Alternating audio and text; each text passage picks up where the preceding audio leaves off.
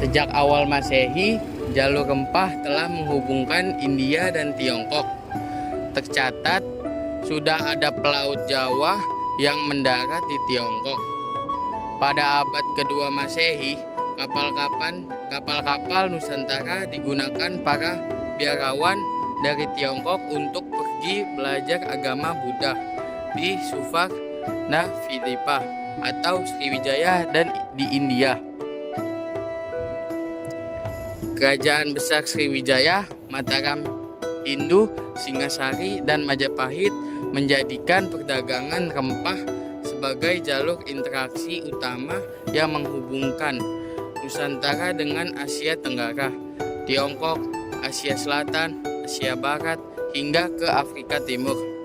Artinya bahwa sebelum bangsa Eropa melakukan aktivitas perdagangan di Asia Tenggara, para pedagang Nusantara telah turut aktif dalam jaringan perdagangan dunia.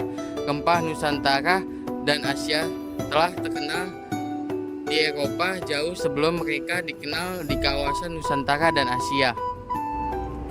Sejarah mencatat, 4.500 tahun lalu, jalur rempah adalah rute nenek moyang kita menjalin hubungan antar pulau, suku, bangsa dengan membawa rempah sebagai nilai untuk membangun persahabatan yang membentuk asimilasi budaya dan diplomasi di setiap singgahan. Datangnya bangsa Austronesia ke Nusantara sekitar 4.500 tahun lalu dengan perahu menjadi awal pertukaran rempah dan komoditas lain antar pulau di Indonesia Timur. Adanya budaya inilah yang menjadi cikal bakal lahirnya budaya bahari yang melayarkan rempah hingga ke Asia Selatan sampai Afrika Timur. Jejak kayu gaharu ditemukan di India. Cengkih dan kayu manis dari Indonesia Timur sudah ada di Mesir dan Laut Merah. Nenek moyang kita juga membawa rempah ke Asia Tenggara hingga ke Champa, Kamboja, sehingga terjadi persebaran budaya logam dari Dongson atau Vietnam hingga ke Nusa Tenggara Timur, Maluku, dan Papua.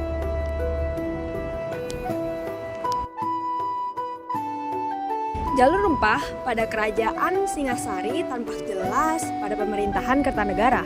Pada zaman Kertanegara, jalur perdagangan utama dari Selat Malaka ke Kepulauan Maluku dikuasai oleh Singasari. Kerajaan Singasari membangun banyak mitra dagang dengan negara asing. Salah satunya adalah negara Tiongkok.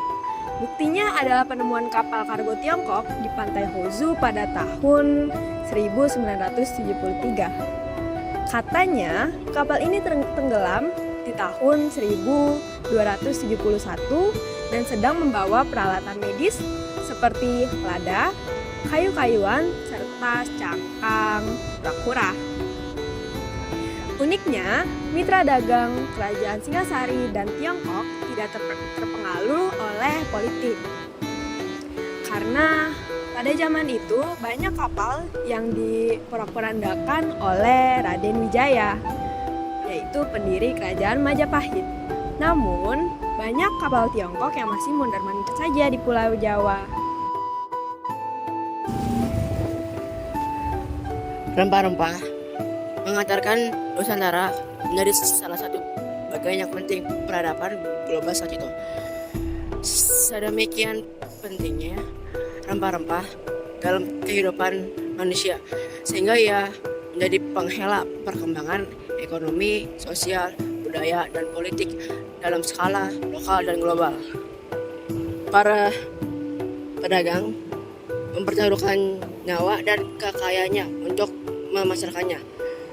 Juru masak meramunya untuk melezatkan hidangan. Para tabib ahli kesehatan meraciknya untuk pengobatan. Para raja mengirim ekspedisi mengarungi samudera untuk mendapatkannya. Diplomasi demi diplomasi dirajut. Hubungan antar manusia menjadi global dan sejarah peradaban Indonesia dibangun. Majapahit memiliki 2.800 kapal angkatan laut, dikisahkan begitu juga ikannya, sehingga kerajaan ini disebut sebagai Talastori atau Kemaharan Bahari. Beberapa panca menyebut armada laut Majapahit di persiapan lebih kuat dan dalam jumlah besar dibandingkan kesatuan lain serta diperlakukan lebih istimewa.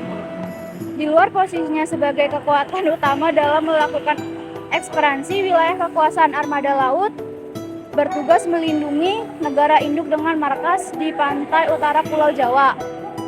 mengawasi daerah-daerah atau kerajaan-kerajaan bawaan, serta mengawali petugas yang di daerah agar keamanannya terjamin. Untuk mendukung armadanya, Majapahit mempunyai industri perkapalan yang andal. Setiap kapal perang Majapahit dilengkapi dengan meriam Jawa yang disebut cakbang, yang diproduksi atau dicat oleh pandai besi di ujung paling timur Pulau Jawa, yaitu Belambangan. Dengan armada laut yang didaya, Majapahit mempunyai pertahanan kesetiaan kerajaan-kerajaan kecil yang dikuasainya. Alhasil Majapahit selalu mendapatkan ukti secara periodik.